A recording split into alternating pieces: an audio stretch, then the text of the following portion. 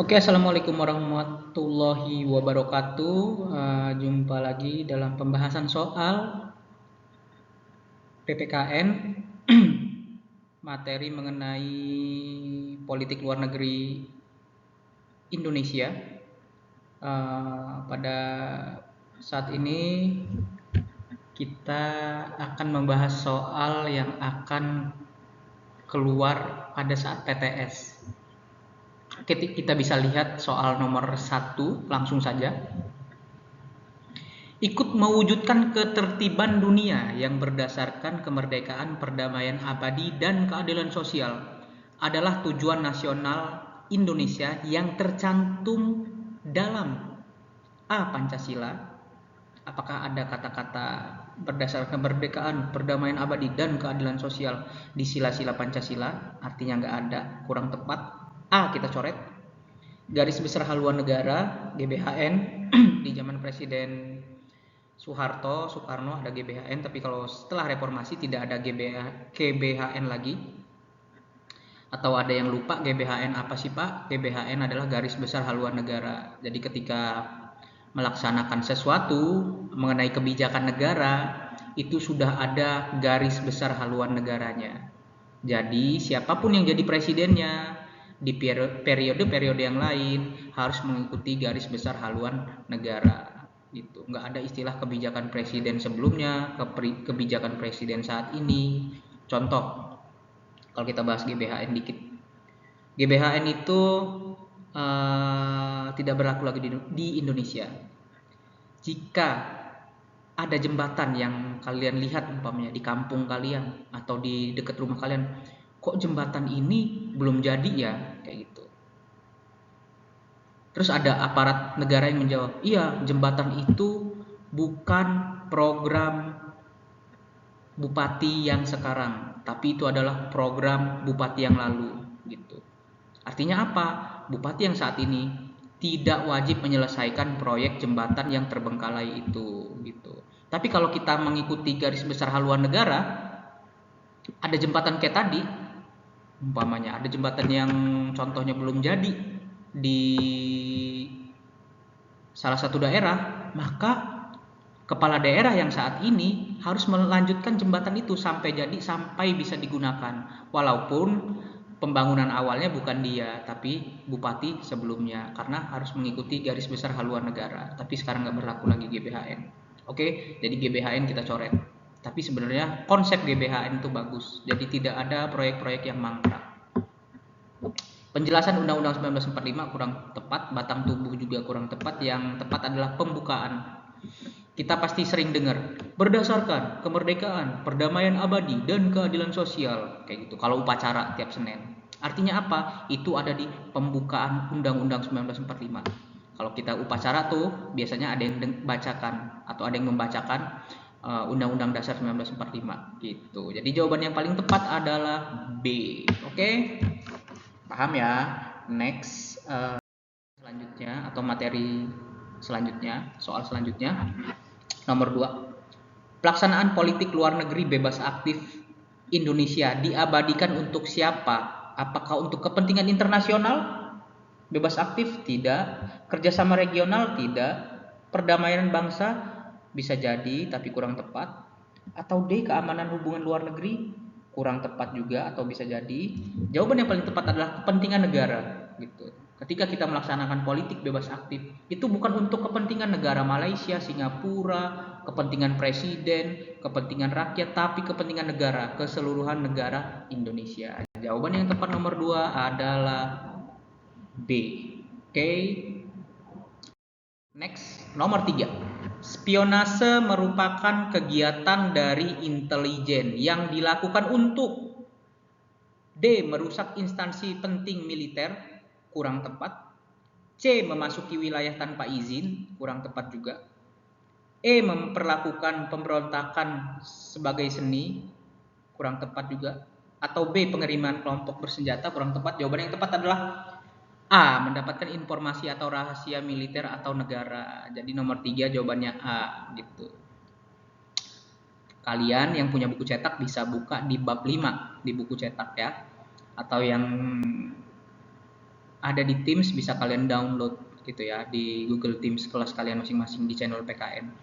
Oke, membahas spionase, sebenarnya apakah kita pernah di mata-matai atau diambil rahasia-rahasia kita, informasi-informasi negara kita gitu. Ini pernah kejadian pada saat zaman Presiden SBY atau Susilo Bambang Yudhoyono. Pada saat itu intelijen dari Australia, negara tetangga kita di bagian selatan, Australia ini mengambil data-data dari Presiden SBY.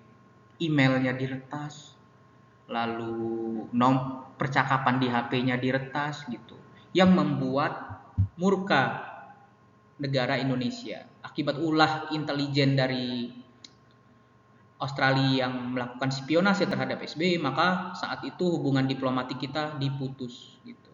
Selesai. Indonesia dan Australia hubungannya saat itu, hubungan diplomatiknya, karena merasa kebijakan-kebijakan negara kita ketika diretas oleh negara lain, dalam hal ini Australia, maka itu sudah melakukan tindakan yang kriminal gitu. Artinya apa? Strategi-strategi kita, strategi-strategi Indonesia itu sudah bisa dibaca oleh Australia gitu. Mungkin kalau HP Bapak yang disadap, dispionase ya nggak apa-apa. Ini presiden gitu. Presiden disadap. Jadi nggak oke ya. Itu nomor 3. Jawabannya adalah A. Nomor 4. Berikut ini merupakan bentuk-bentuk ancaman militer. Ancaman militer. Kalian tahu militer bisa dibaca di buku cetak. Gitu. Biasanya menggunakan senjata. Sabotase menggunakan senjata.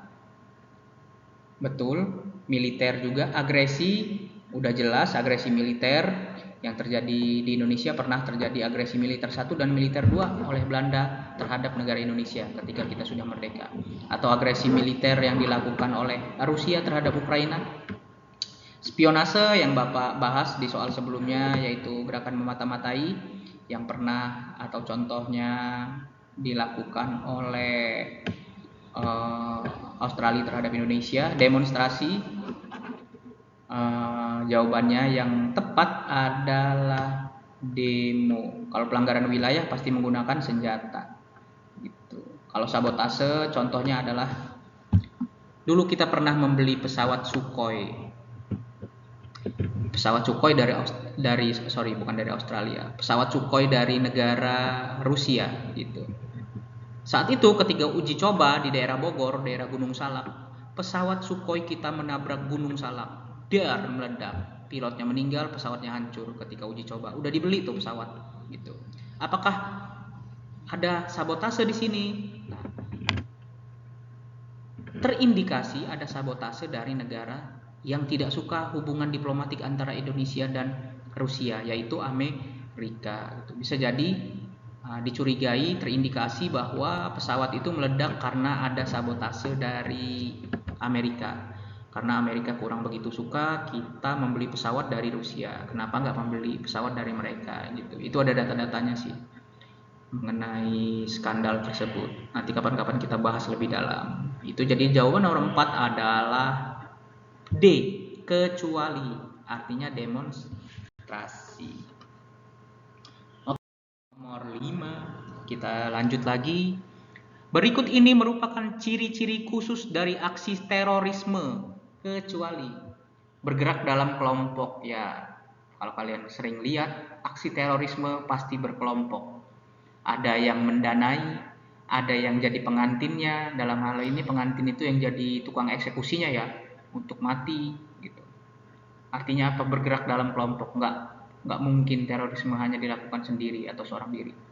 Minimal dia ada kerjasama dengan orang lain.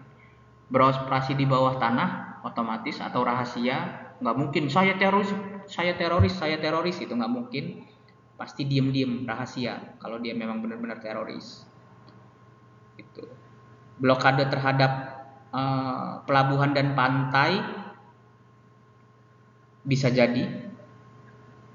Dan D, menggunakan perangkat atau senjata yang canggih untuk mematikan bisa jadi terorisme. Umumnya terkait dalam jaringan internasional, benar gitu. Jadi jawaban nomor 5 ciri-ciri khusus dari aksi terorisme kecuali C. Blokade terhadap pelabuhan dan pantai.